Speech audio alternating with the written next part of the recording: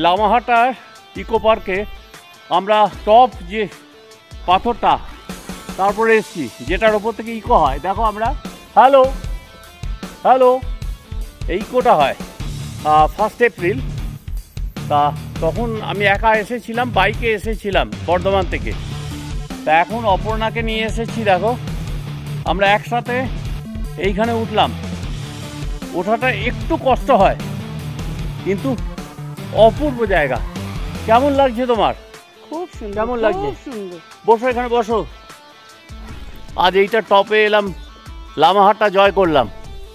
এরপর আমরা এখান থেকে যাব তিনচুলে। যাবে তো তিনচুলে?